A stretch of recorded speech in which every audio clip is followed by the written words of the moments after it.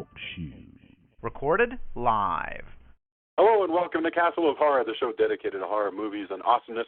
This week we continue our retrospective on the Phantasm series with 1988's Phantasm 2, directed by Don Coscarelli. That's 1988, so that's nearly 10 years after 1979's original cult film Phantasm. Bear in mind, if you haven't seen today's movie, we're going to be talking about it from the perspective of horror fans who have. So warning, spoilers ahead. From Denver, Colorado, I'm your host, Jason Henderson, creator of the Alex Van Helsing novels. With me from Austin is Tony Salvaggio, lead singer of the band Deserts of Mars, co-creator of the comic Psycom from Tokyopop and Clockworks from Humanoids, and tech director for Rooster Teeth Studios, the makers of Ruby. Say hello, Tony. Howdy.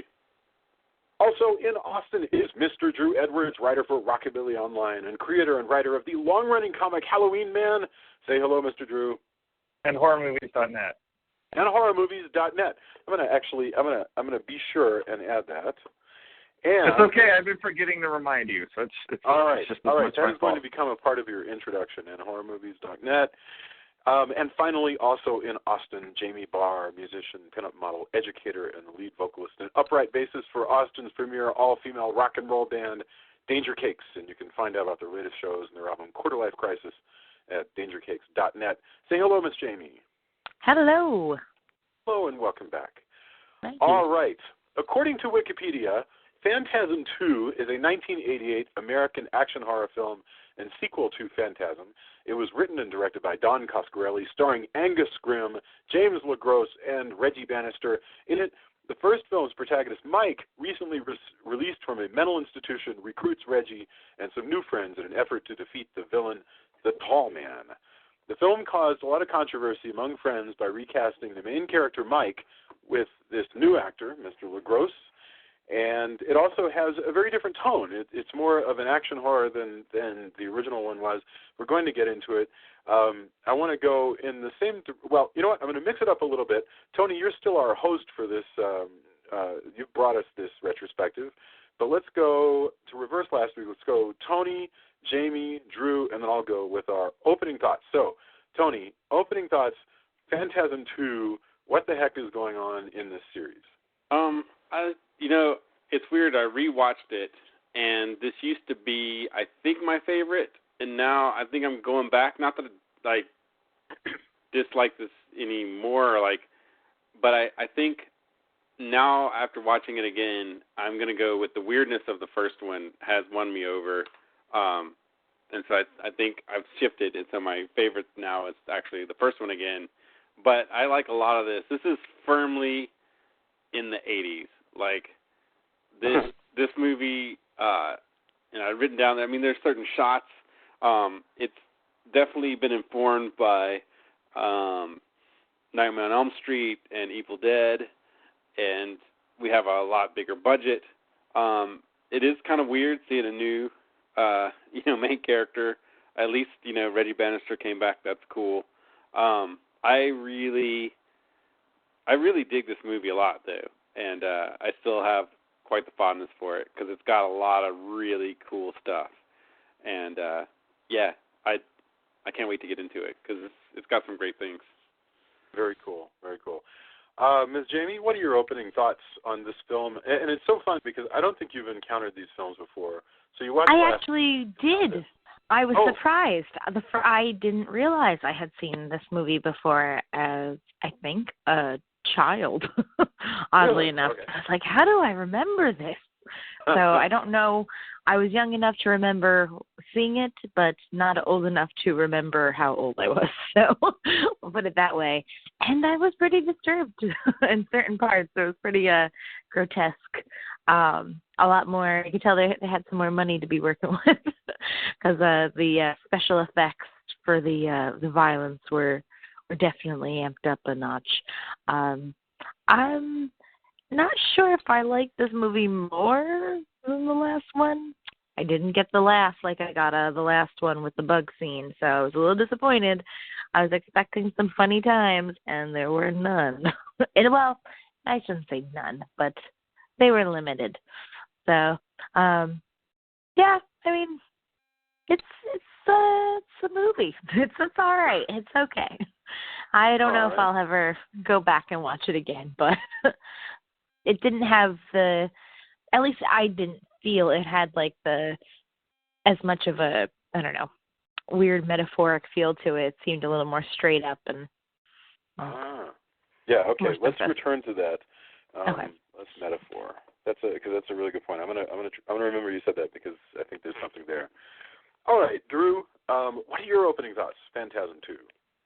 I actually am going to be the diverse person here, the divisive. I like this movie better than the first one. It is more entertaining.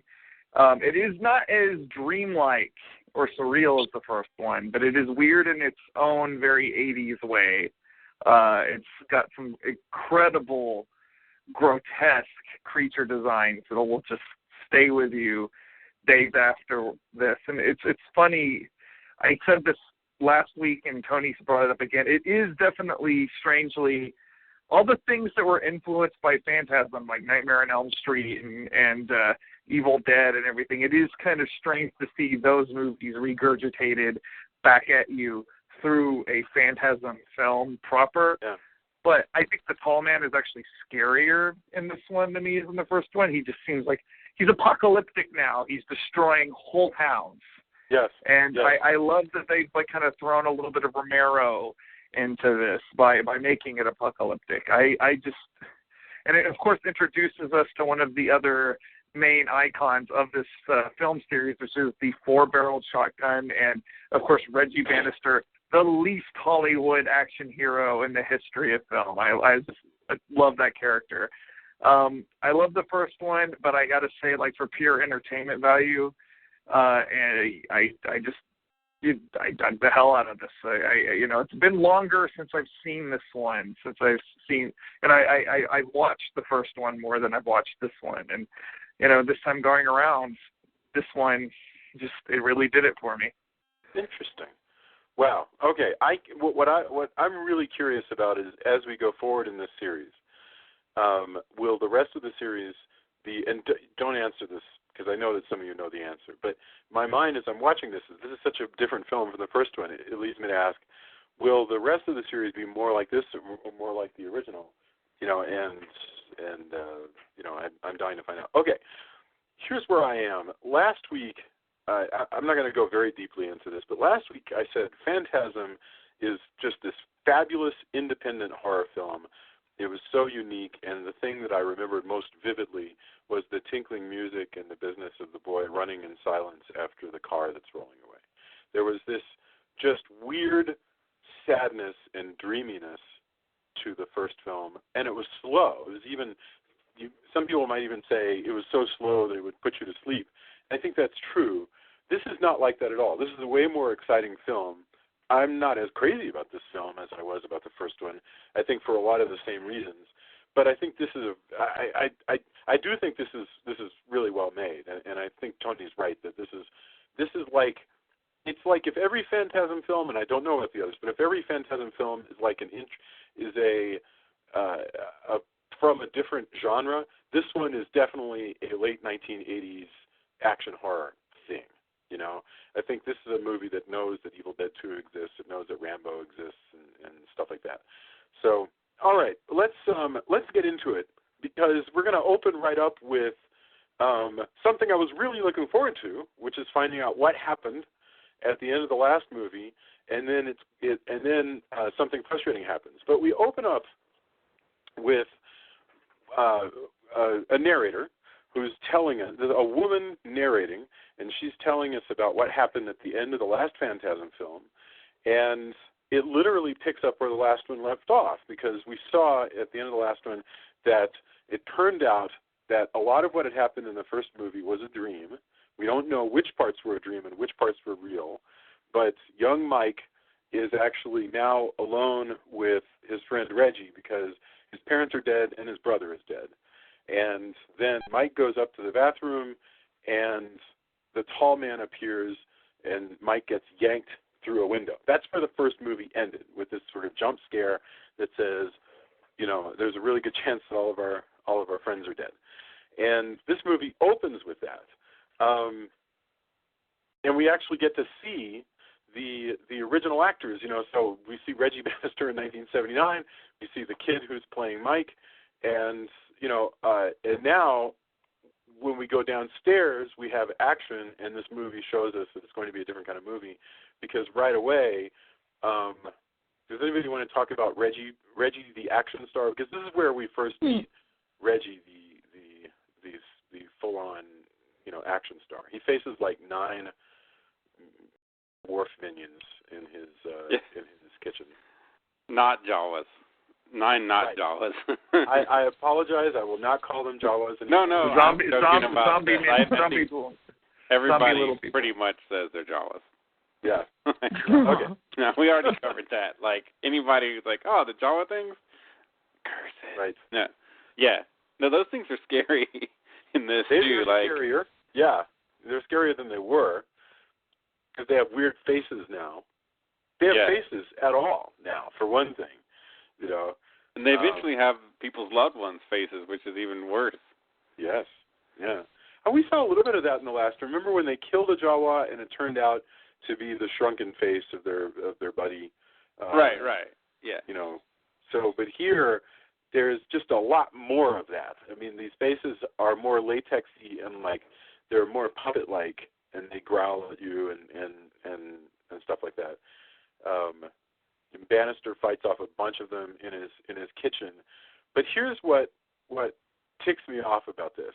We spend all this time in that scene, okay? And remember at the end of last week, I was like, are we going to find out what happens? And Drew goes, no, not really.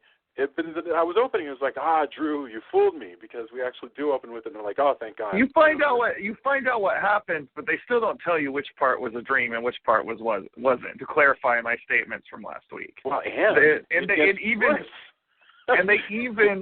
even contradict this scene later on, because Reggie says this never happened. Right, and let's go to that, because basically what happens after this is that we jump forward in time. And Mike is now in an institution and wanting to get out, and saying what he needs to do to get out. He's dealt with his stress. He's going to go out and go home and hook back up with Reggie, and everything will be fine. And immediately when he meets up with Reggie, I'll let you guys get in a sec to actually what he's doing when he goes back. But you're right. As soon as we meet up with Reggie, just a few minutes later, Reggie goes, oh, well, that whole fight that we just saw at the beginning of the movie, that didn't even happen. That was in your imagination.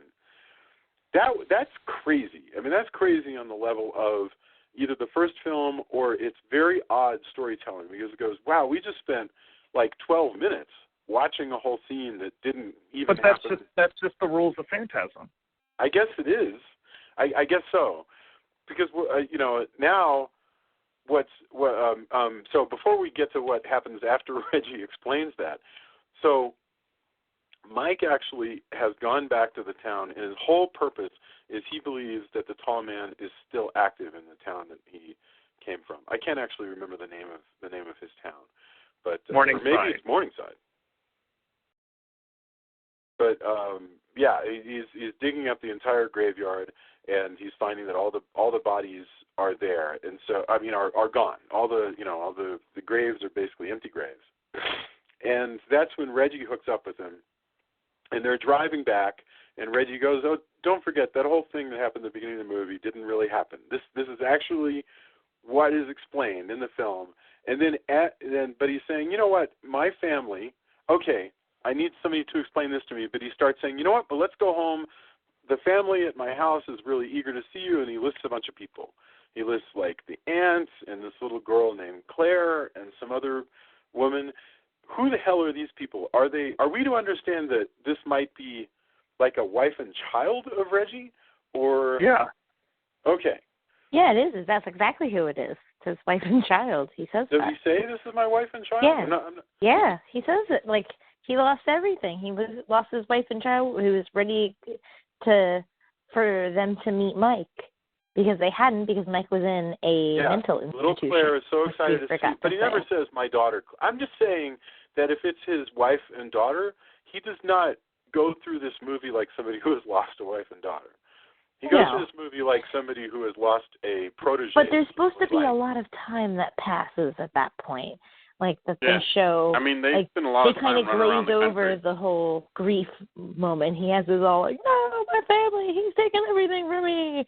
And then, you know, they're out like putting together guns in a weird montage, you know, like it's a road trip montage. Hunting down the tall man. Yeah. So the house explodes. Yeah, the tall man blows up Reggie's family. So I wasn't completely ready to accept that this was Reggie's like nuclear family, but okay, fine. And the tall man blows up the house, and so now blows Reggie's up the baby mama. Yeah, and Reggie's ready to hook up with Mike, and we're going to go across the country and get our revenge on the tall man. Which, by the way, pretty cool concept. I mean, that's that. You know what's funny about this is that when Jamie and I are watching, we really kept commenting on. We wonder how much the TV show Supernatural, how much of this that was like influenced. I know that was influenced by Route 66. I keep wanting to sing "Carry On My Wayward Son." I don't know why. Yeah. I mean, they had these two guys in a muscle car driving around America fighting monsters. I have a feeling it's more Phantasm than Route 66, honestly. I mean, you know, I've seen a fair amount of Supernatural, and it's great, but it's funny and it's weird in a way that is closer to Phantasm than Route 60. Route 66 is full of itself and poetic and more like Playhouse 90 kind of stuff. I think it's classy for them to say that it's Route 66 with monsters, but I think it's more like Phantasm with angels. But what are you gonna do? So yes, they're traveling. So this montage that Jamie mentions is like the first. This is the point where, like Tony says, we're definitely in the 80s because they go, let's get some weapons. So they break into, you know, their sporting goods store, and they do basically a scene that's just like sort of what Ash did in Evil Dead 2, you know, where you got that and like there had been a bunch, like Rambo, you know, First Rambo, Blood. Well, every episode of the A-Team. Yeah. So we're firmly in like, here's the kind of movie we're at. But like they're wandering around too. And I still wish I could make a Phantasm game, but that's what I wanted to make, is a game where you went from town to town, tracking down the tall man, fighting creatures, and messing stuff up. Absolutely. Whether it was Diablo style, like, you know, or if it was first-person shooter, one or the other. In fact, I guess you can make a pretty easy mod now, but that's what I want. Like, that's cool. I like Reggie is meant to be a first-person shooter character with that four-barreled shotgun. Oh, that's true. I mean, yeah, and it's even really goofy. At the point where he creates a four-barreled shotgun, there's no way that you can really take that seriously. I mean, but it looked awesome. And they're making flamethrowers and like, you know. Right. I just like this. I mean, it's really crazy, and I like this idea that this tall man is like, you know, he's finding these towns that nobody would really care about until they're gone. Yeah. You know. Well, that's and ruining things. Hey, he's like the Walmart of monsters.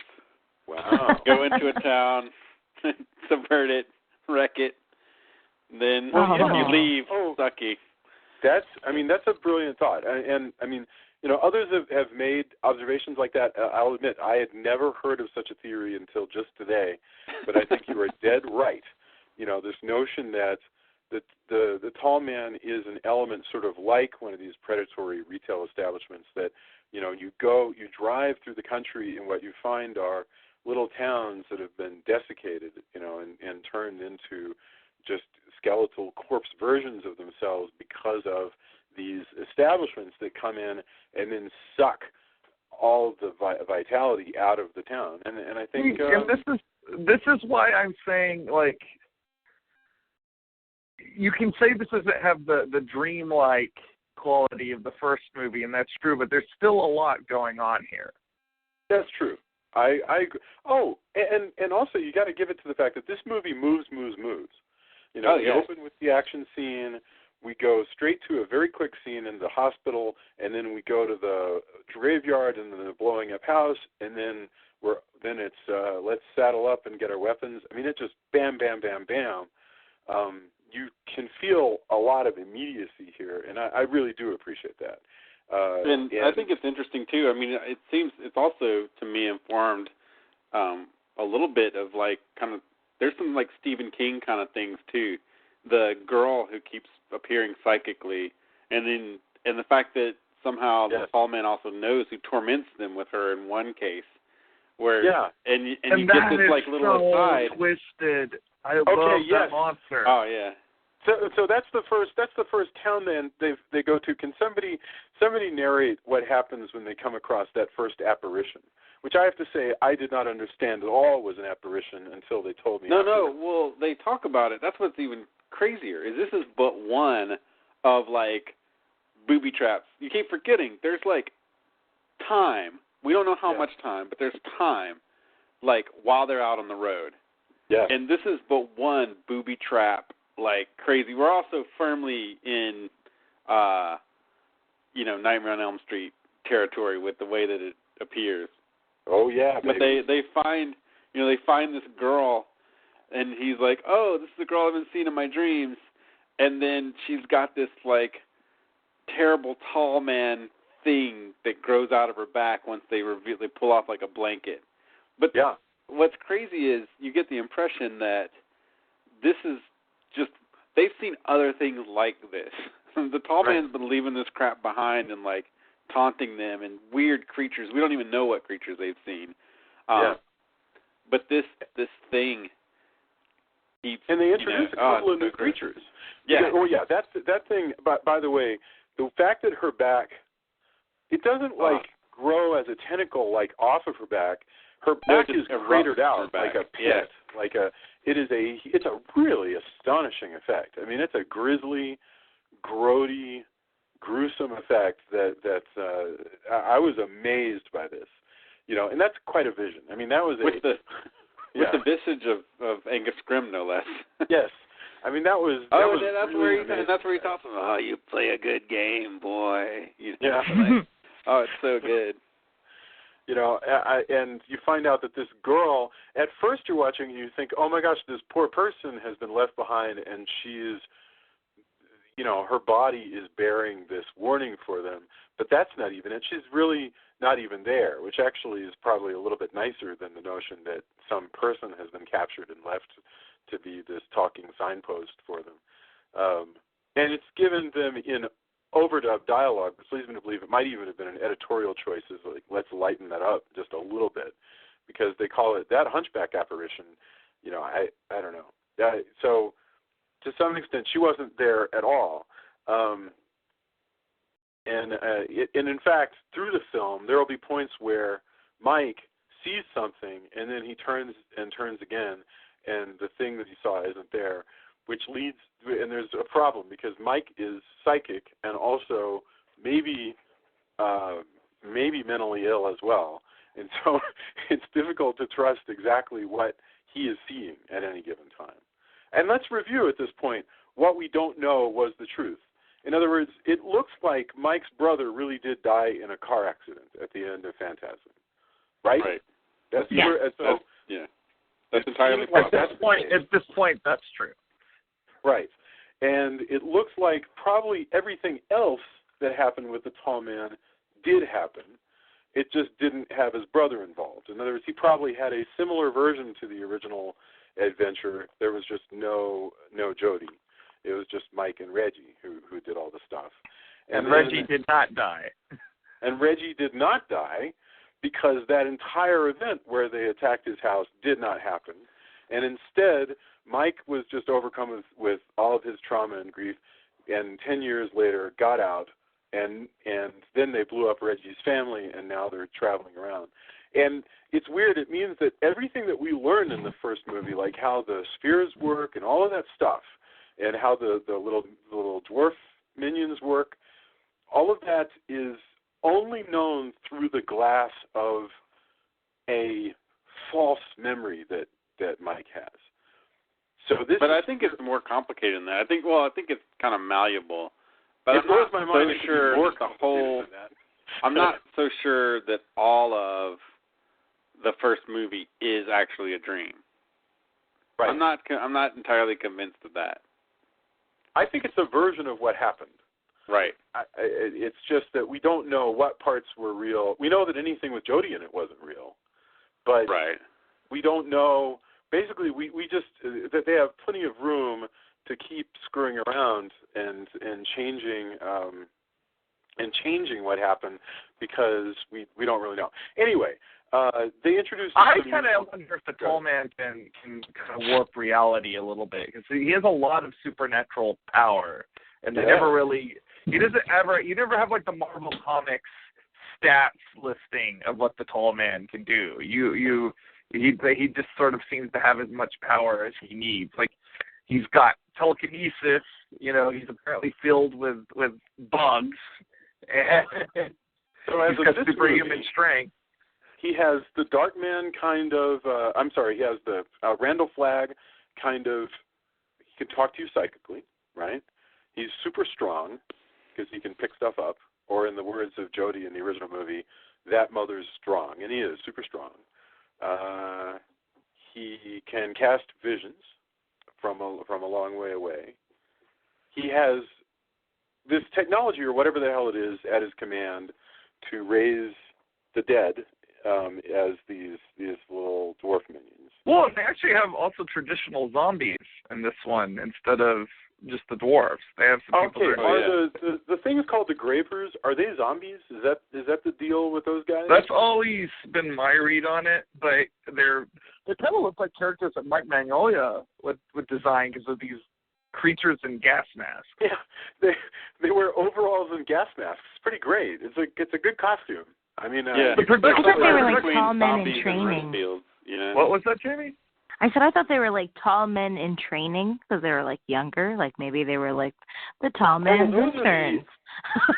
Give me coffee. Guys, what are the? So you're totally right. Those interns. I'm going to call them interns. Funeral assistants. It's so hard to find good help these days. Those are the two new monsters because you got the Gravers who wear work clothes and gas masks. And he has twins of evil in this too. Oh yeah. That's right. He's because we find out that the girl who has been remember there was a superpower he doesn't use here in this one, but in the last one he was able to turn himself into a beautiful girl. In this one, what he can do is raise beautiful girls, give them a certain amount of intelligence, and bid them do his will, and they can be spies, and they can. Well, she seemed like she was a bit of a zombie, so because she starts kind of rotting. Yes, yeah, I think she's a zombie, but she's like a super smart zombie. I mean, these are. And well, I kind of wonder if she the hitchhiker. What was her name again? Chastity. Alchemy. Yeah. I kind of wonder if she's like a sleeper agent. Like she doesn't know she's working for the tall man until he needs her to do something. Well, she's also a body that they remember. Yeah. Like she's on the slab in one of the mortuaries that they go to. Yes. So they call it. They're like, that's kind of weird. Because they show her and they cross-cut to her being being a hitchhiker. Yeah. So, but Reggie evidently doesn't care. No, good point. I mean, when they pick her up, Mike is like, listen, this looks just like this girl that I saw a vision of being on a slab, and she had the incision down her sternum and all that stuff. And Reggie's like, but she is hot, and I suspect she may sleep with me, and so that's good enough. And the goofiest sex scene in maybe movie history. Yeah, I almost think Reggie Bannister, like the actual actor, is like, I don't even know how this is not what I expected. That's the way it plays, and it is really funny. That is actually a really funny sex scene because she's like grabbing his head and like slathering her hands all over it, like she's really turned on by his bald head, and she kind of rubbing his head against her, and she's bouncing up and down, still in her underwear, him still in his jeans. It's like this weird like silk stockings level, table sex scene, and it is played totally for laughs, and I don't know. I think they just decided, it's not worth the ratings crap and whatever to do a serious sex scene. And what's funny is at that same moment, Mike, in his scene, he's sleeping with the girl, and they sort of quite chastely just sort of sleep in their clothes on top of the covers next to one another. It's sweet. It's like so. Well, it's kind of supposed to be like the difference between true love, for lack of a better, they're in love, as opposed to like, hey, crazy chick, we met, Yeah. Like the juxtaposition. Hey, of that. I'm grieving over my dead wife and dead kid. Yeah. Want a bone? Exactly. Did you help you out with that? Sleeping on the road, a Reggie has needs. Reggie has needs. I mean, if it's been 5 years, I mean, who knows? Yeah. We don't know how many years it's been. Exactly. Yeah. I don't begrudge him. He does say it gets hard out on the road. I actually waka. Yeah, I think that was on purpose. I had my doubts at first, but I think you're right that's the pun was on purpose. So anyway, after they see the vision of Liz, who is the name of this psychic that Mike is in contact with. He's in contact with two entities psychically. He's in contact with Liz, who is drawing him to her and wants to know if he's well, and also the tall man, who is in contact with both Liz and Mike. And all of them are drawing toward the same small town called Perigord, which is where Liz lives with her, her family, including her grandparents. And she knows that a great battle is coming because her grandfather is going to die, and that's going to kick off a conflict between her and the tall man. And this is actually the point, like halfway through the movie, where plot like really kicks in. I mean, this is the point.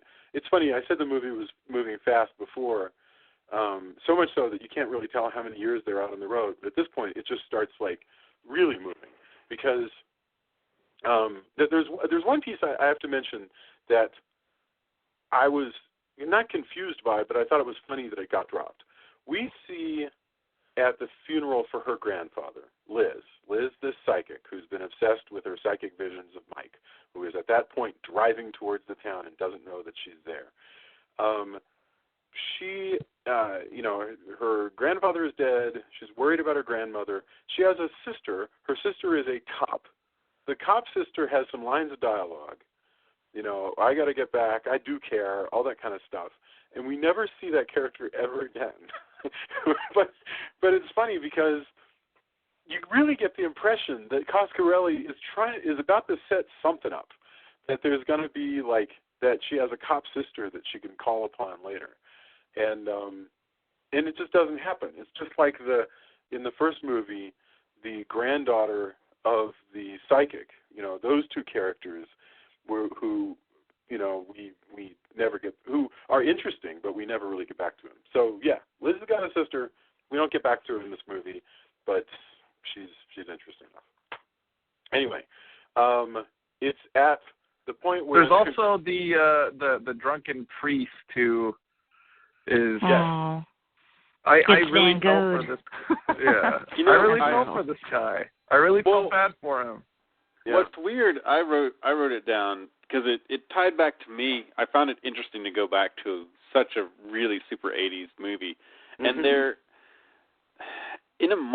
what's strange is in amongst all the satanic panic stuff that was happening, there was also this new era of movies where there was this extremely gleeful act of like, ha, look, these priests, they're corrupt. And we'll have the bad guy like torment them, and we'll say, screw, religion of choice, Catholic, Baptist, whatever, because all of these people are terrible and evil of sorts, and they don't let me listen to metal or whatever. And, I caught a lot of crap, like I've said before. But, like, there's this gleefulness to the tormenting of priests and the clergy and the church, there's this huge backlash thing that really struck me that I'd kind of forgotten because, you know, you watch all these movies and you're kind of like, ha-ha, you know, especially when it's somebody who's corrupt. This guy is not really, he is kind of trying, he's struggling. But the stuff he put them through and how everything happens that happens to him really, like, brought back a lot of, like, oh, yeah, you know, there's this huge chunk of horror movies that became this trope of, like not every priest was terrible that way and kind of deserved it, but there were a lot that was just there to, like, they're doing the priestly thing they should be, and the villain is a lot of times there just to go, take this, church, which is fascinating in amongst all of everything else that was going on in the 80s to me. Well, the line here, which I feel like summarizes the entire series, this is what the tall man does. You think when you die, you go to heaven. You come to us. Right. Yes. Like, that is an important line because it's not only is he tormenting this priest, but he's stating a matter of fact. You're not going to go to a nice afterlife. You're not going to go to hell. You're not going to go to heaven. You're going to go to an eternity of slavery. But what's weird about that, and that's in the context of this priest who has been letting the tall man run rampant, taking the dead people, but now is beginning to have a crisis where he wants to start fighting the tall man. Well, I mean, you got to think about it. Like, the clergy probably do work a lot with the funeral homes. Oh yeah. So he's probably slowly but surely started to piece together what's going on. I really felt bad for this guy. Like, I feel like the actor here did a really great job, and you know I thought the actor from the Avengers. You may remember this, but in the Avengers, this is the actor who stands up to Loki in the crowd and says, Loki says, "You've never met a man like me," and he goes, "There are always men like you." It's this wonderful moment, you know, where he's the old man who dares to stand up to Loki. But yeah, I agree. I feel bad for him. I also think, by the way, there's still the possibility that the tall man is wrong. I mean, in other words, the tall man, we don't know exactly the cosmology of the Phantasm universe, but the tall man isn't completely perfect. The tall man is an alien who is building shit and needs slaves. So what happens when one of these bodies is completely destroyed? Who knows? Do the souls go on? I don't know the nature of the cosmology here and whether there's... Well, the important thing, though, is when the tall man says that he believes it. He certainly believes it, and it certainly seems to be true. In other words, if you die, enough of your soul sticks around and whatever else that he's kind of got you for a while until you can be freed. So. Yeah, because Grandma is, she's all like... that's the only time we ever hear one of them speak too, is when the grandmother she says the girl's name and says, oh, you should behave yourself or something along those lines, like, come here. That is pretty disturbing stuff. I mean, that is some pretty damn. It is quite disturbing. So they get to this town. Where just about one more. I want to say one more thing while we're talking about this one sequence. You should talk about the death of the priest. I mean, go, man. I mean, as soon as the priest because betrays this is the first time we see the Sentinel spheres in this movie. I love the production design in this movie, and I especially love the fact that the tall man really embraces his role as the mortician, and he's got the Sentinel spheres and this tiny coffin that pops open on the side, and the spheres just kind of pop out very beautifully. And I love how two different kinds of spheres. Is that the well? deal? Also remember this.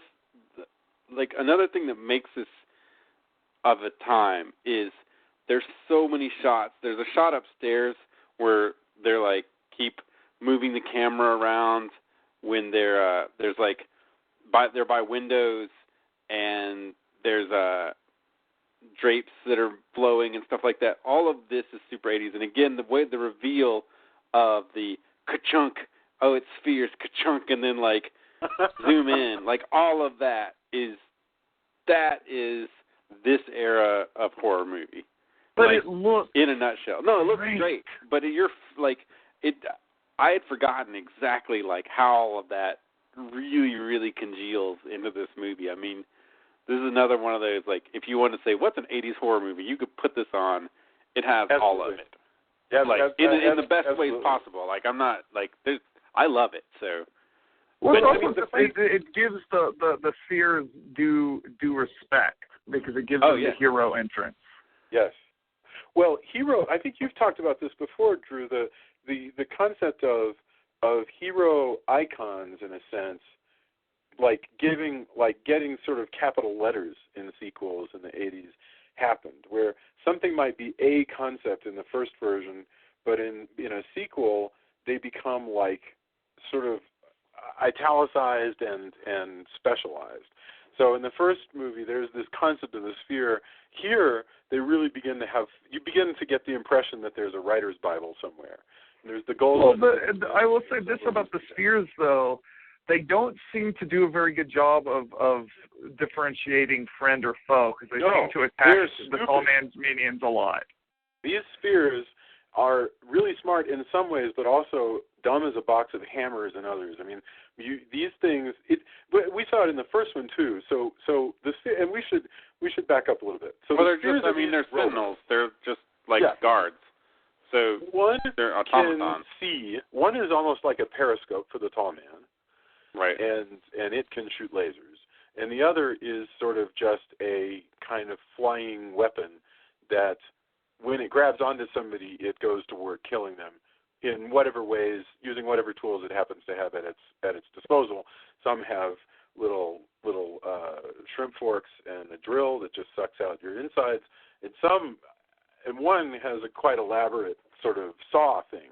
But what's interesting is that they are not very smart. They're like Stinger missiles. They're not they just sort of fly and they grab sort of, I guess, whatever fleshly body they are closest to at the time and set about killing them.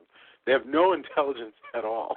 He manages, so they lose one of the interns this way. It's I love how you've embraced it, calling them interns. I'm going to call them interns. I don't know what they're called. Jamie, you started something. Yes. And that, by the way, that killing, I know we're jumping ahead to that killing, but the killing of that guy is just the grisliest thing I've seen in these two movies so far. And I love it so much.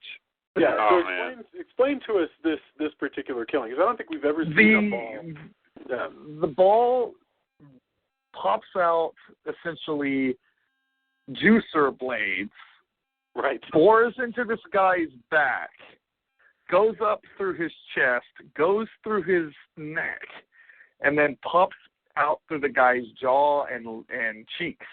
And so you're left with this corpse with like a ball kind of halfway stuck through his mouth with all these blades sticking out. Yeah. Yeah. Trying to like, hey, if I can, I'm going to get you too. Is like that. Like, I'm coming for you. If I could just rip out of this guy's face, which, you get the impression like if it tried hard enough, that just might happen. That is one of the best. Like, and also, it does the thing where it drags him all over the, it's pulling him all over the room, up the walls and everything. Yeah, because it can fly. It has anti-gravity, and apparently it's very, very strong. Yeah. If I were Reggie, I would capture enough of these things that I could use them to power a vehicle in some way. In other words, they fly. So, if you could, get one and then encase it in, iron and then put it under your truck, you'd have a flying truck, and somebody would go, hey, man, how do you get your truck to fly? And you go, well, I got these tall man balls in there. Don't go rooting around in the engine because those things are dangerous. Don't get in there. Yes, that is grody. The tall man also needs to get smarter spheres because they seriously. This happens, but because they can't kill the main characters, it keeps happening in the Phantasm universe that bad guys just accidentally get in the way of these things. So yes. I think at this point they murder that priest pretty gruesomely, but It had a saw blade.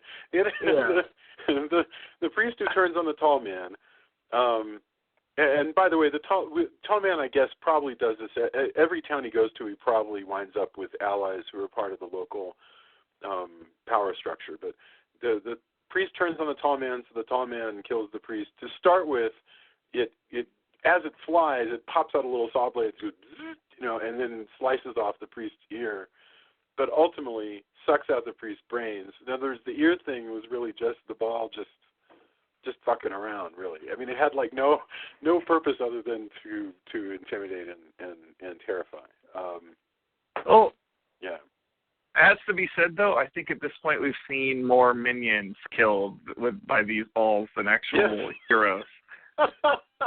Yeah, no, you're absolutely right. And are we still? Well, no, we're going to find out later that we are. I was thinking, are we still in a universe where the tall man is the tall man an alien, or is he something like a demon from another dimension? What? They sort of. You'll find out. Okay. You'll find out. Sort of. I don't know whether or not you're going to be happy with what you find out. That's up for debate. We're moving towards that. So in this as we go along, it's not completely clear. And I'll save the appearance of the other dimension. I mean, we know there's another dimension. My point is just like, what is the nature of it all? But okay, at this point, though, all of our heroes are together and they hook up because we've got the hot girl Alchemy, we've got the psychic girl Liz. They have found one another in this town, and so the movie takes a break. Typical midpoint for a film where there's going to be a love scene and connections and realignment of alliances and all that stuff that happens right before the twist that will take you to the end of the film. So they have a midpoint in a boarded up house, where they have the bonkers sex scene with Reggie and Alchemy and the sweet love scene, as Tony pointed out, between the psychic Liz and Mike.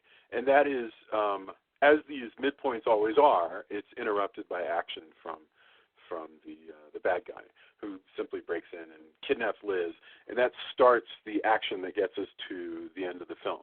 Because the moment he kidnaps Liz, it means they have to go rescue her from the new mausoleum, which is very similar to the mausoleum from the first film, with a few.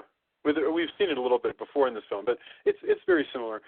Did you guys like this redesign of the Tall Man's Mausoleum, or did you? I think it's cool. I mean, it's redesigned. It's a different town, so Yeah, no, I grant you, it's literally a different place. But I mean, they could have made it anything, and they could have made it identical. It looks different. It's a little more brown. It has columns.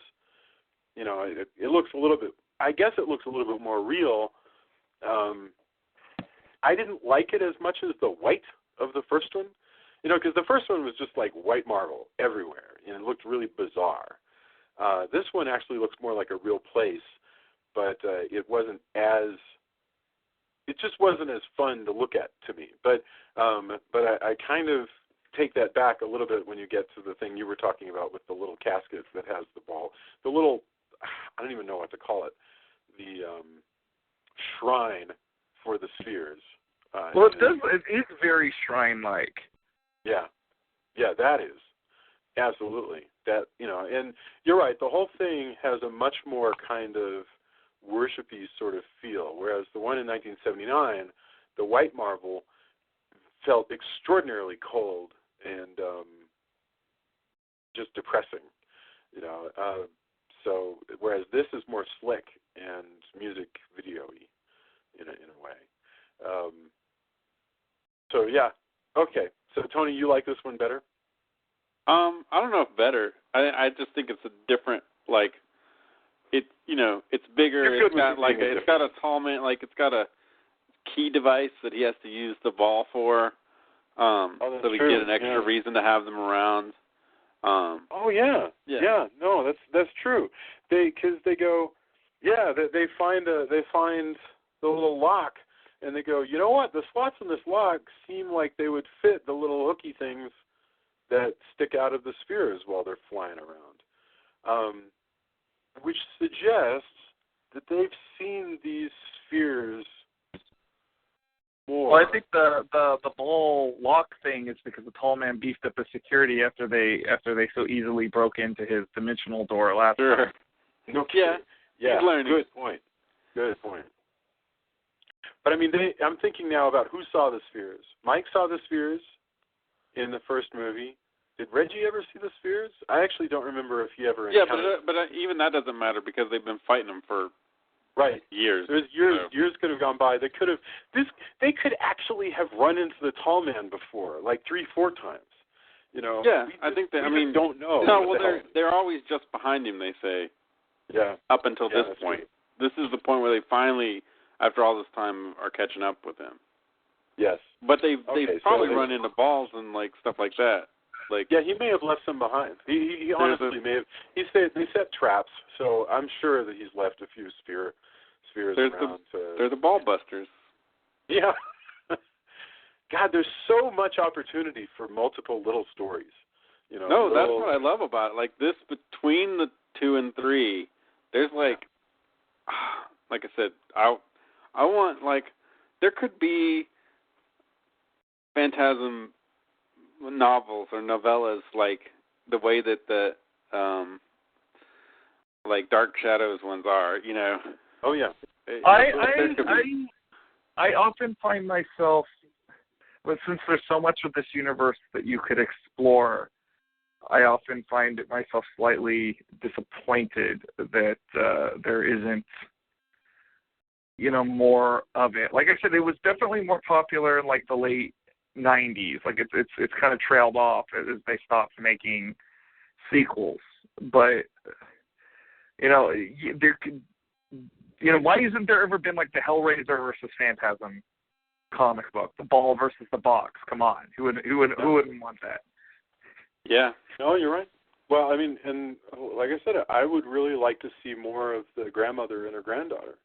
I thought those were amazing characters, and there's a lot of opportunity with them. Also, in this one, we do get, like, again, it's, as far as movies up in the ante, we get an actual chainsaw fight that is full of, like, it's really crazy. And I never, like, watching it just through different eyes, like, the whole chainsaw fight is a very machismo as well as very, like, anti or like emasculation one-upness, because Reggie pulls out his chainsaw and then the other guy pulls out a bigger chainsaw and then he looks disconcerted and they fight and it's a constant like like Reggie jumps and just barely jumps over at his crotch level over the chainsaw, and then all this stuff happens and then he chainsaws that guy through the crotch. Like you're wow, right. The whole there. thing is like about this, the whole thing is like chainsaw, penis envy, which is fascinating. Too many totally feel like right. I know there's a lot of like, maybe that's too much, but like the whole watching it, just I've seen it a bunch, and I was like, wow, how did I never catch this? And it's it's all played for humor. I don't mean to get too Freudian on it, but like you watch it and you're like, holy crap. No, it's not. I missed this. It is totally there. Obvious. It is. You are absolutely right. You're intended to think of this as a winking. It's intended to be a little bit funny, a little bit winking, and it's intended to be emasculating. The whole thing of the size and everything, and then it can't be taken serious. It can't be taken. Oh no. It's played up. First of all, you can't duel with chainsaws. Yeah, you would break the chainsaws instantly. So this is the realm of fantasy for sure. I don't know. What did you think about all the machismo, Jamie? I thought it was pretty funny. Like, I thought it was actually a little bit more entertaining than the first one, where I felt like the other one also felt like there was a lot of machismo, except it was, I don't know, it was a little more spread out, I guess. And then I felt like it had, you had Mike, the brother, and Reggie, and it was kind of like the different ages of man, because, I guess you're supposed to assume that Reggie and the older brother are like the same age, but I'm going to go by Reggie's hairline and assume that he's not. And, whereas in this one, it's just kind of like Reggie's getting to kick ass and take some names, and, they're trying to, like, Bruce Willis him up. Or actually, I should say maybe Bruce Willis took his, bald thing after Reggie, Right. You're onto something with Bruce Willis, because, look, in the original, when was Die Hard? It's like 1987 or something. Bruce Willis was not, no, it's 88. It's the same year. But he was like somebody that in an action film, because he wasn't that buff. He was just kind of normally built. He was built kind of like a normal guy who was losing his hair. That's the whole point. He wasn't like now. Anyway, go ahead. Continue your thought. Oh, I was saying that was basically it. I can talk about how men like to chew the scenery with their brawn and whatnot. I guess till the cows come home with this movie, but it really, I thought was, I would always think that the ways that they managed to not get hurt seemed the most amusing. Like, it seemed so slapstick at times. It's like, oh, you're going to run off a cliff next, which, I guess they kind of, roll a big stone down one during the first one. But I feel like the gratuitous violence of this movie in those, which actually I felt like most of the scenes weren't that grotesque. Like, even though he's chainsawing a guy between the legs, I was expecting, like, some spraying. Like, there was nothing. You're right. Yeah, it was all just, like, oh, like you just see the guy's head, his face, like, yeah, of course. But I don't know. I was expecting certain things like that to be a little bit more graphic, instead of wasting a whole scene on that the guy with the intern, the funeral assistant / intern with the ball that goes, out his back and out his mouth. Or through his back, out his mouth, which I thought that was, like, pretty ridiculous. Like, it seems horrible, but at the same point, like, it just stops there. Like, it just seemed a little strange. I don't know. But I have a question about that, too, because they were supposed to keep a ball, right? Like, they like, take the ball. And what happens to that ball? Does anybody remember? Well, they use it to unlock they use it to unlock it, and actually they use it to try and kill the tall man. That's right. Right, but they didn't use that ball, the one that was in his mouth, right? They, like, wait. They're like, it was the ball that was embedded in the intern's hand. In the hand? It was the hand on the wall. He gets stuck to the wall, and then he hacks off his own hand when the second ball is coming. I guess I just always thought that it was supposed to be the same ball, and that's why I was like, no, I thought the ball was in his mouth. it's confusing because they're twins, but the other twin of evil gets killed in the crematorium. The other twin turn. Yeah, twin turn. I have to say, they have a lot of stuff for an actual funeral home, even though they apparently are not actually, keeping any of these people interred. Like, Well, they got to keep up appearances until they ruin everything. Also, they move into, they go into the town mortuary and exist there for X amount of time. Like, if it's anything like the first one, they seem to be up in the time frame by a lot, though. And that they ruin town. Blind man, Tony. The zombie dwarves don't grow on trees. That's right. I love the ball that has, like, laser. Like zapping. Well, there's also the Sam Raimi cam ball. Oh, that one, burst through the door. Like, we loved Evil Dead. Here you go. Like, Well, and that's also where the slapstick comes from. I mean, I think a lot of that goofiness, the truly, and that's the right word, the goofiness of some of the comedy is, I think, Coscarelli kind of doing an homage to Sam Raimi, I guess out of just pure respect for another, at this point, kind of youngish director.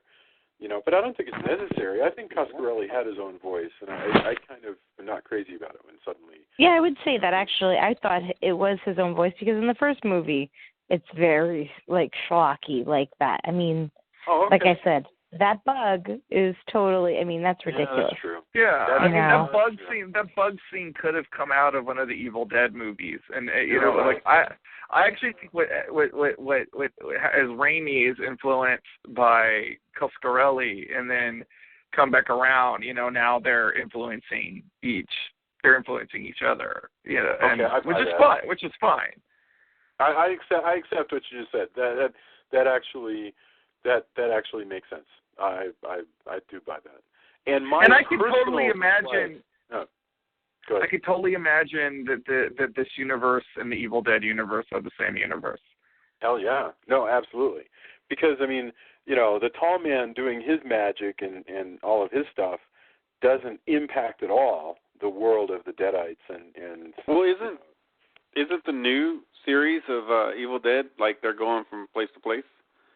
Yeah, I unfortunately don't have the channel to watch that, but it's Ash vs. Evil Dead. I haven't seen it, but I'm given to understand. and I feel like, it's one of those things where I'm sure people go, oh, you should just pirate it or whatever. I usually wait, I don't have that channel. Well, but I think that's offered... good I think that's admirable, Tony. I applaud you. I'm anti-pirates.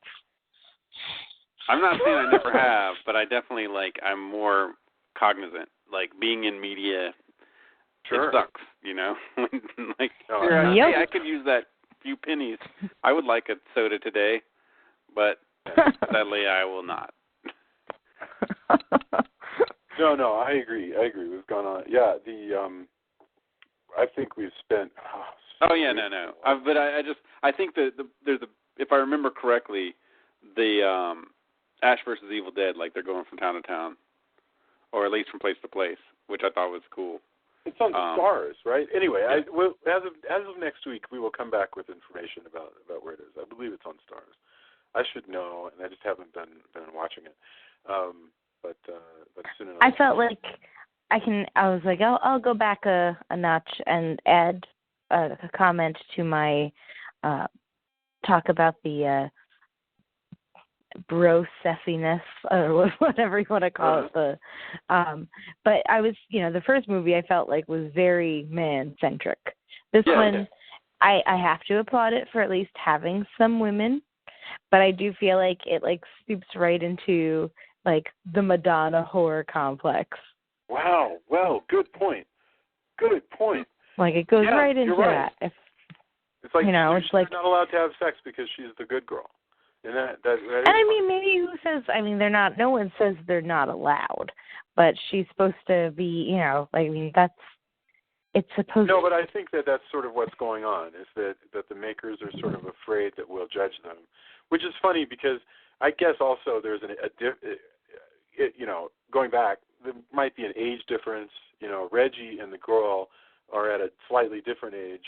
I don't know. I couldn't begin to tell you. I think it's trying to say, if you're mature, you're allowed to have sex and enjoy it. Whereas there's something to that. But then Tony, if you're mature and you lost your family to a tragic house fire, you're allowed to have. Alchemy is older than the I can't blanking on her name at this moment, but the psychic girl, and she's portrayed as having more of a libido. Yes. Yeah. And so there's some subtle ageism going on here. If you're above the age of 20 something, you're allowed to enjoy knocking boots, whether as opposed to your kid. There's some truth to that. I mean, that's it's the less. You know what? I'm going to just back out of this entirely. So.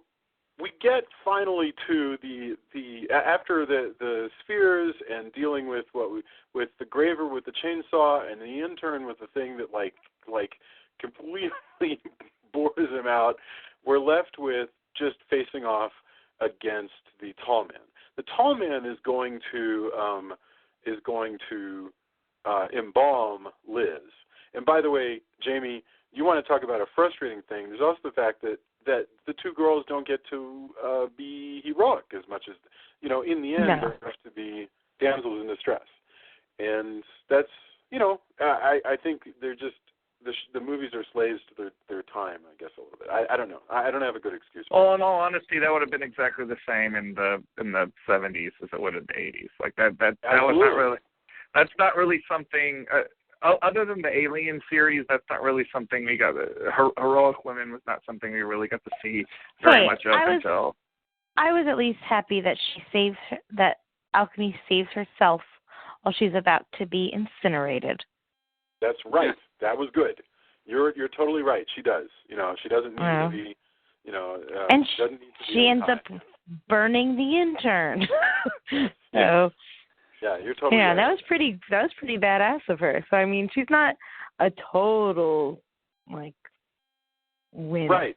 And she's not reliant on weapons in the way that the men are, because weapons tend to be the realm of men because they're phallic symbols. Women in these movies wield weapons less. It's interesting. And I know that later we're going to get to Buffy, who will completely subvert all of that. But at this point, she just uses her wits and kicking. So we're left with the tall man is going to embalm Liz. What he doesn't know is that Reggie has put some acid in the embalming fluid. Sulfuric acid. So we know it's going to be worse than worse. It's going to be terrible. It's going to destroy her, which is, of course, all nonsense. She would die immediately anyway. But we know that this is super bad embalming fluid because Reggie spiked it with sulfuric acid. And now there's an action scene, but ultimately what happens is they manage to turn the embalming fluid.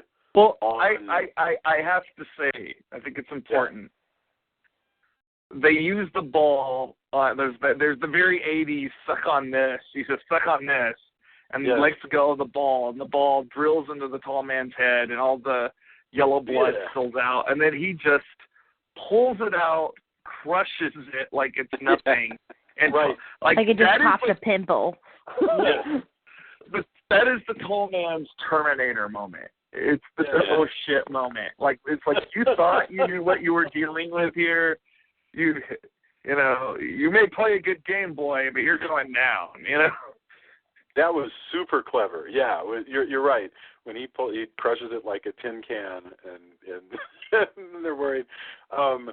They stick him in the head with an embalming needle. And one of the most interesting powers manifests itself for the tall man for a moment. Even though he is already being pumped with this stuff, he grows a little pincher tentacle out of his head, which starts kind of like snapping at our heroes, which is great. I mean, I thought that was super cool. Because now you realize, the tall man probably doesn't even have to be human if he doesn't want to. I mean, I have no idea. You guys have seen these movies. Well, I never thought of him as human. I mean, but the question is, this body, if you were to burn the tall man up, for instance, would he, after you wandered away for a couple hours, would the tall man put himself back together again and start wandering the earth? Yeah, I mean, I'm just trying to figure out, what exactly, what are... Oh, Jason, you beautiful, beautiful bastard. You are in for it. Yeah. I mean, with Dracula, you burn him up and then you drip some blood on the ashes and prepare to be really, really confused. Okay. Yeah. I was going to get really weird for a second here. I was just thinking, I was like, please, well, what would by all means. See, you're saying if you would burn him up, I immediately think about the incinerator. And I grew up next to a cemetery. And I mean, right next to a cemetery. It was basically next to the side of our house. I played there most days after school growing up, and there was a crematorium in the cemetery. And on really cold days, I would always know, you'd know when they were burning people, and you could smell it. And there's a specific smell that you I don't want to say oh, it kind of smells like barbecue. It does a little bit, but you're oh, this is really disturbing. And I just thought, I was I think it might be the different, whereas, people people could be like once when you're saying like when they burn the tall man, I immediately thought like what would it be? But he has like I don't know. I think it's almost like grilling a bug. Like I think you're right because he does. Probably, You're exactly right. He would smell different because he's got green blood for one thing. You know, he might have embalming fluid in his body. It looks like embalming fluid. Yeah, I think that's what they're kind of saying, that he's, preserved in that way. Yeah. I don't know. All of it's strange, but all of it, I'm kind of stoked to see how this all unfolds, being that you haven't seen the rest of them. So. Yeah. I mean, right there, his body is pumped full of this acid embalming fluid, and he falls apart like Stripe in Gremlins. He just sort of melts. and once again, in these death scenes, he's also very reminiscent of Christopher Lee in the Dracula films.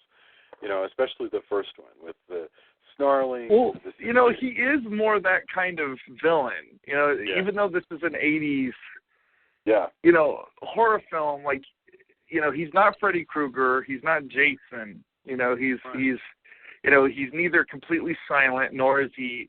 He's got a sense of humor, but he's not super quippy. He's sinister to his very, very core. And there's no shades of gray with the tall man.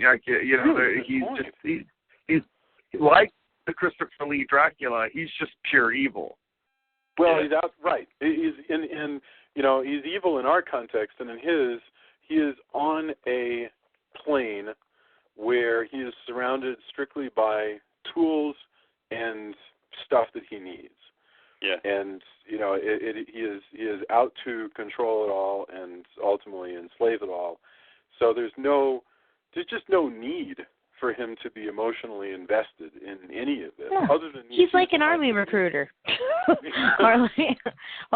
tend to be a little bit more emotional. But recruiters, we could say human resources person, but anyone who's worked an office job has met that person who's constantly trying to build up the ranks, bring in people. He's got a job to do, and he gets it done. The tall man gets every man. That's how he works. And you've hit on something. He's really very efficient. He's just get them all. There's nobody who slips through his fingers. He's like a manager at a slaughterhouse, basically. I would say less army recruiter, more politician. Terrible politician. It's funny to think. Get them and grind. I liked them. HR person. I thought that was pretty good. Human resources. It's interesting to think that a lot of the genesis of Phantasm was that Coscarelli wanted to do something wicked this way comes, and he couldn't secure the rights, and so we got Phantasm. But you can still see that the DNA of that in the tall man, and the fact that he is not humorous or sympathetic or any of these things, I find him to be, I even asked this on the Facebook group, I find him to be in the top tier of horror villains that are actually frightening. I will agree, and I'll also agree with the person who posted that by the fourth one, maybe not as much in the same way that, Freddy becomes almost a parody of himself eventually, that kind of happens. But he's pretty scary in this one, and he's pretty scary in the first one. Yeah, exactly. There's no rationing with him. The fourth one, maybe not as much, but definitely in these first two, he's a force, and he's really he's pretty iconic. I love it. And Angus Scrimm is such a find because he's such an extraordinary looking person. Yeah. Plus, his name is Angus Scrimm, which just all of that's perfect to me. You can't. That name sounds like the name of. That would be the tall man's name, But when you think about it, if the tall man who controls a lot of people, and to Jamie's point, is gathering an army. That's his whole point. but he's physically doing a lot of this work himself. Of all the work of like gathering these people, he is involved. I mean, he is like super involved. So that, which leads me to believe that he is more like, he is the recruiter, but he's not ultimately the king. If I were to guess at this point, he seems a lot more like Belloc than Hitler. You know, he's like one of the guys in an Indiana Jones movie who is like deeply talented and working on getting this thing for Hitler, but he's not Hitler, because Hitler sure as hell isn't going to go to another planet and go get a bunch of people. That's like what some, you know, and so it's interesting. Maybe we will later on, but we don't find out a lot of this stuff about. Yeah, I feel like if he were going to be like the head honcho, like yeah, he's the head honcho on Earth, but if he was like the big cheese, he'd get a name.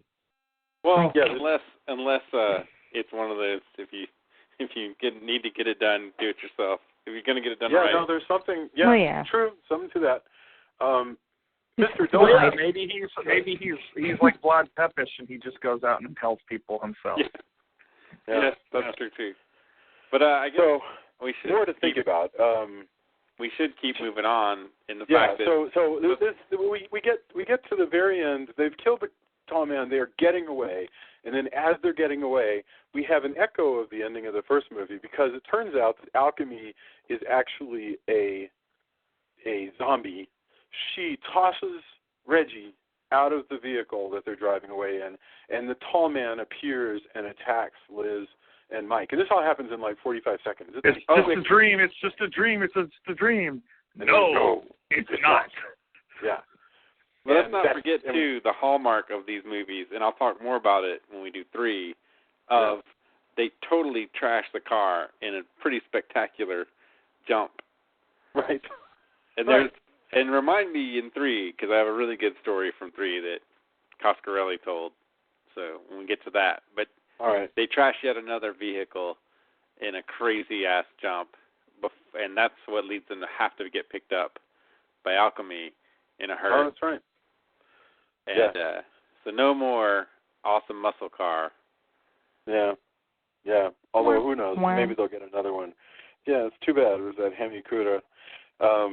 So that's the end, and we're led to believe that our heroes are in a really bad spot where it looks like all of them are about to get devoured or killed or whatever, and that's exactly what happened at the end of the first one. And so this is the second film, and so to some extent they're setting a tone and saying, no matter how many of these we do, and I don't know if this turns out to be true, but at this point they're saying, no matter how many of these we do, this is how they're going to end. So just get ready for that. As a great man once said, it's never over. Right. You know, so that there endeth Phantasm 2. We should probably, because I know we're going long, but there may be, so we should probably get final thoughts and throw in anything that you can think of that we may not have touched on. But and it was Tony, Jamie, Drew, and then I'll see if there's anything left. So, Tony, final thoughts on Phantasm 2 as we sort of round the bend on the center of this series. Well, coming back around, like I said before, I'm back to leaning towards the just crazy mystery of the first one. I'm not sure if I like the new lead in this one as much. He's definitely firmly an 80s lead, for better or worse. I kind of like the 70s kid, the 70s kid version more. And he's back in the next one, right? Oh yeah, yeah. But that's I didn't know. There's so many great sequences. We get to see the crazy burrowing ball. We get to see one that has lasers. We get another weird, crazy sequence of crazy bug pincher things coming out of the tall man. Angus Scrimm gets to mug a little bit more. There's a lot that the whole idea of this road trip thing is really cool to me. I like the movie a lot, and it's one I have on DVD. I need to get it on Blu-ray because the Blu-ray came out not too long ago. But I'm pretty stoked, and this leads us into 3, which also has some cool stuff in it as well. So yeah, I really really enjoy this movie. It works for me in every way, and even its faults are like the practical effects and everything like really shine. It's cool to see a bigger budget. It's cool to see, you know, badass weapons and cool fights and all the stuff you love from a movie, you know, a horror movie from this era. It's fantastic. Outstanding. Jamie, what are your final thoughts on Phantasm 2? Well, I feel like I don't like it as much as Tony. Sorry, Tony. That's all right. I feel like it's, I don't know, just a little too cheesy for me. Even though, like, there's a lot of gratuitous violence and all that stuff, that doesn't always win me over. Like, I find myself with, when I was, you know, watching it, like, kind of starting to lose interest at points, but then would suddenly get, like, smacked in the face by something ridiculous happening. So, I mean, at least it does try to keep your attention, because there's, like, action every 5 minutes. So if that's something you're into, I'd say give it a good watch, you know, give it a go. But, you know, I just can't really say I'd go and say, yeah, spend the whole evening on this movie. I kind of feel like it's just all right. It's. Although in service of your audience, you've spent probably at this point 2 whole evenings on this movie. Yeah, it's actually the only. I feel bad because I feel like you can skip me for the endorsements. I mean, I can plug some, you know, upcoming events and whatnot, but I haven't really had a moment to watch or read or much of anything. So it's just been a hectic week. Speak up if you think of something, basically. Okay. I'll remember that, but if we do something you're like, oh, wait. Yeah, but I've spent 2 nights now on Phantasm, so. Which means actually you spent 4 nights on Phantasm, because there would be probably 2 of the first one and then 2 on this one. By the time we're done, you'll have spent over a week on God. Phantasm. Man. I don't know if I can take it, but we'll see. True. I'm sorry. I'm suddenly lost in the evil of forcing ourselves to do this if you weren't really into it. Phantasm okay. 2. Drew, Phantasm 2, what are your thoughts? Well, I'm first of all, I want to say I truly appreciate that my wife is watching all these movies with me, because I don't know if I like them as much as Tony, but I do like this series an awful lot. I really enjoy this movie. I enjoy its 80s-ness. I enjoy its gratuitous violence. I enjoy its slick production design, and I enjoy all of the Angus Scrimm mugging. I really like Phantasm 2. Dare I say I actually like it better than Phantasm 1, which I guess I'm the only one that feels that way, but I don't know. This really did it for me. 4-barreled shotguns and chainsaws and all. I'm signing off on it. That's really great. Okay, for me, I still prefer. I think it's funny. I could probably watch this movie again more than the original. I imagine, you know, following it if I stumbled across it, because it is very exciting and I think it's very well done. Having said that, I really love the original so much more, because you can keep upping the ante on clever action and clever weapons and stuff like that, but somehow the simple fear and bizarreness of the original movie just I prefer that. I felt something really deeply watching the first movie. I mean, it really moved me. And in this one, all you're really asked to do is to come along with it and laugh and then be kind of eked out and then consider the evil of the tall man. But it's nothing at all like the kind of coming-of-age mystery and adventure that the first one was. That's okay. It just makes them 2 very different movies. I like them both.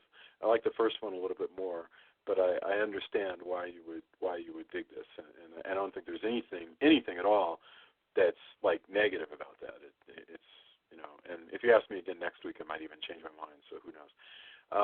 Well, I have a lot of nostalgic feelings for both of these movies.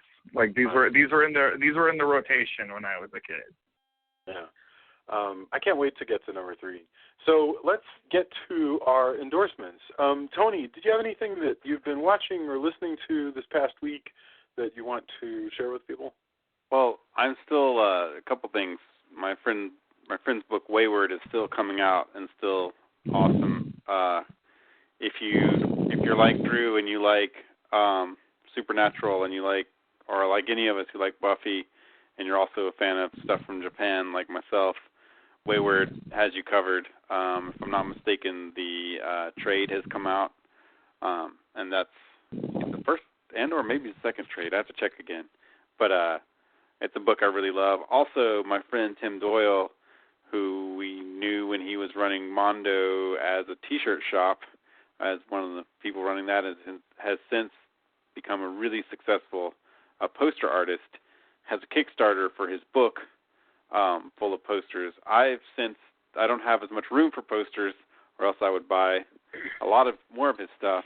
So I need to get his book so I can actually have all that artwork. I'll post the Kickstarter on our site, but I think his stuff is really great. He's done some awesome stuff that would be relevant to people like us who fans of horror movies, fans of sci-fi, fans of just geekdom.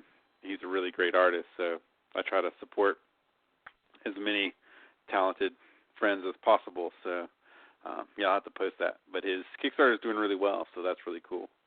Outstanding. All right. Jamie? Well, wait, you said we're going to... I don't really have anything. I have, I always say of the events that are coming up. And it's totally cool. But, yeah, go ahead. I'm sorry. Yeah, it's been a crazy week. But I would say, if you're in the Austin area for South by Southwest, Danger Cakes has a slew of great shows, as well as the Halloween Man Productions Punk versus Rockabilly 6. So that's 6 times the amount of gore that you would normally get at a rockabilly punk show. But no, it's going to be great, and I know I'm really excited about that. That's probably the most exciting thing I'm looking forward to in the next few weeks. But for endorsements, mine, I feel like, I don't know if this is a kosher one or not to go with, because it's not like a thing. But my endorsement would be to go and sign the petition on, I believe it's called Sign Me, or one of the petitions that's going around to help Kesha. I don't know if you know who Kesha is, but she's a pop star who took her producer to court so that she could file an injunction so she wouldn't have to work with him. But Sony has, and I say took him to court because he had not only sexually assaulted and raped her, but basically, threatened her family, threatened herself, and no one should have to be in a work environment like that. But unfortunately, the New York State Supreme Court ruled that she has to stay with her contract with Sony, working with Dr. Luke, her producer. So this is something that, they need a certain amount of petitions to move it to, the Supreme Court, the National Supreme Court, and I think it's definitely an issue that needs to be looked at. So if you're online right now and you have 10 seconds, find the Kesha petition. Don't just think about it as some random pop star who, yes, she's worth $1 million for Sony, her contract wise, but think of it as your mothers, your sisters, your daughters who will hopefully never have to go through something like that, but if they do, they won't have to stay in that situation. Okay, yeah. Does that make sense? No, of course, and thank you for. We should post the Kickstarter. Yeah, I know. Sorry. I didn't have a real thing, but I had a petition. No, but that is really interesting. But I think what's underlying the court's decision is this notion that surely she is just making all of this up to get out of a contract. That's what has to be there, because otherwise it makes no sense. Right. You couldn't. We have a doctrine of what's called impossibility, which is where you can't continue with a contract if it is impossible to do so. And one would think that it would be impossible to continue working for your rapist, but so the court seems to be saying it's not impossible because I don't know what, she's lying. So far they haven't. Well, I guess the criminal charges haven't been filed. Because she didn't file it, and I don't know if there's no statute of limitations on. I think this, or maybe it's 19 years, but there's a whole bunch of phooey that's going on where you're just like, how can this be happening? And that's why it seems so ridiculous. And that's why, we need to put our foots down. And they're saying that basically Kesha doesn't have the authority to know that this is good for her career. So she should just hang in there and stick with Sony. The Supreme Courts have stuck with Sony. They're sticking with big business, as they have done many times in the music industry and other industries as well. But this is one time where I'm just amazed that this type of thing could happen right now. You came up with a good one. That's good. All right. Let's see. We did Tony, Jamie, Drew. Do you have any endorsements?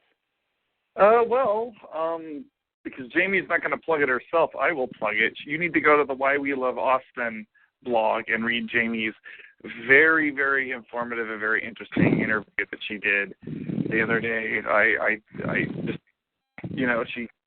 if you've been following the podcast and the episodes of Jamie's on specifically, or if you are coming to us because you like Danger Cakes and you wanted to hear Jamie ramble on about horror films on these episodes,